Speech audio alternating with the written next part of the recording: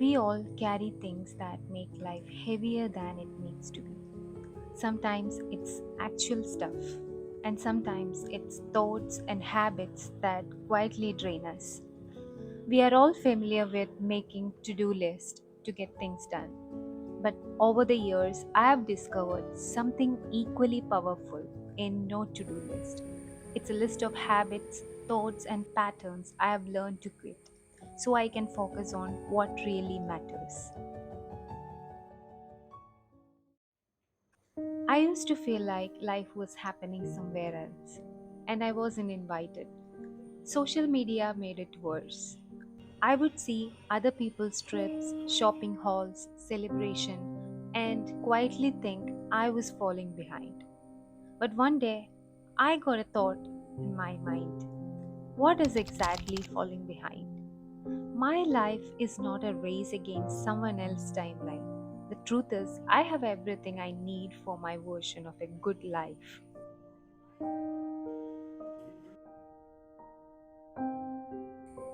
The moment I quit comparing and chasing trends, I felt lighter. Being content is not about giving up, it's about enjoying where you are without constantly peeking over at someone else's plate.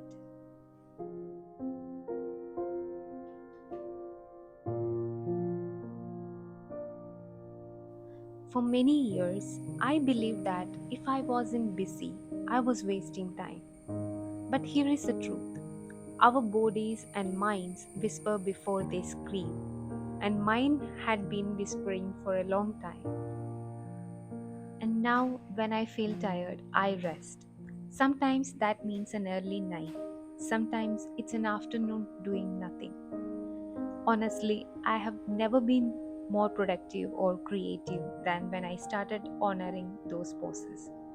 Rest is not the opposite of productivity, it's a foundation for that.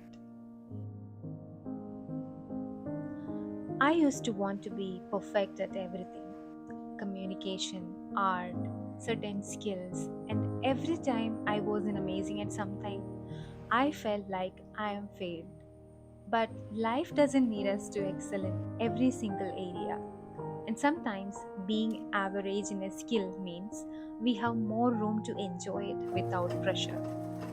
Now I let myself to be a beginner and I let myself make mistakes.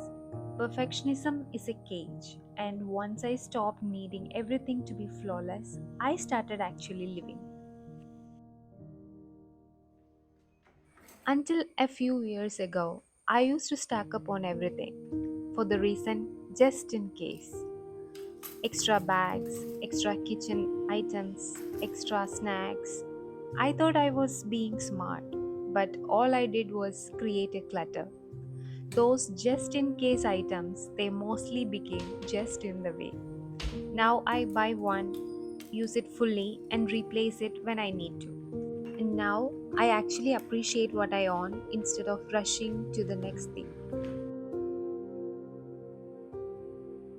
I used to plan my life in such detail that there was barely room for life to surprise me. Over planning meant I was always either anxious about what might happen or disappointed when it didn't go according to the plan. Now I plan for the near future, the things I can control. The rest, I'll leave open for life to fill in. It's amazing how much lighter you feel when you stop wrestling with the unknown.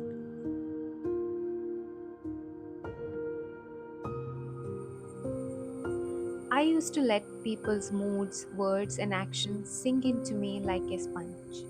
If someone was rude, I would wonder what I did wrong. Now I have learned that most of the time it's not about me at all. People carry their own storms, and I don't have to stand in the rain. One practice that really helps me is journaling. Instead of reacting right away, I pour my feelings onto paper. It's like a safe container for my emotions, and once they are written down, they don't weigh me as much. Protecting my peace means choosing not to hand over my emotional triggers.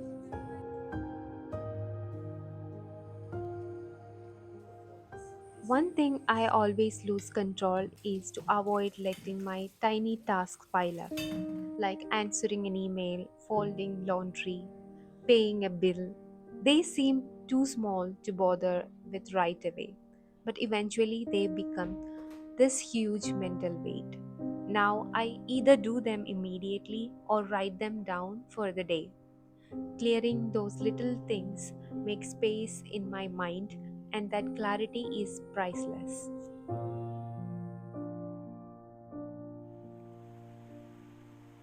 I used to push for things that clearly weren't working: relationships, projects, plans. I thought if I just tried harder, I could control the outcome. But forcing life to happen on my timeline was exhausting.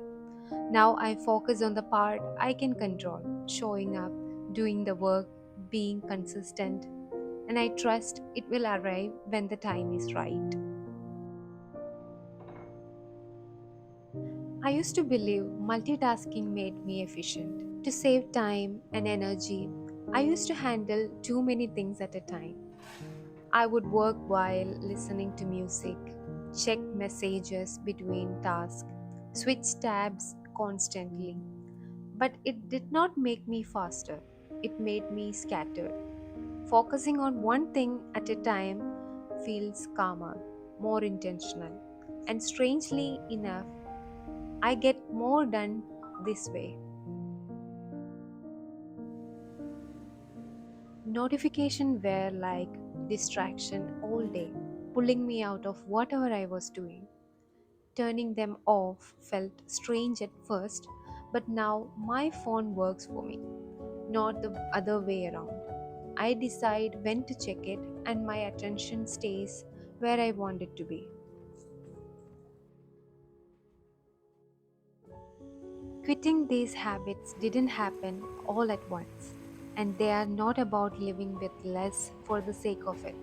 It's about creating space for what matters most. If even one of these spoke to you, maybe today is the day you start letting it go. Small changes over time can completely transform how you live. I appreciate if you share it with someone who might be looking for a little more peace in their life. Thank you for watching. Until I see you next time, take care.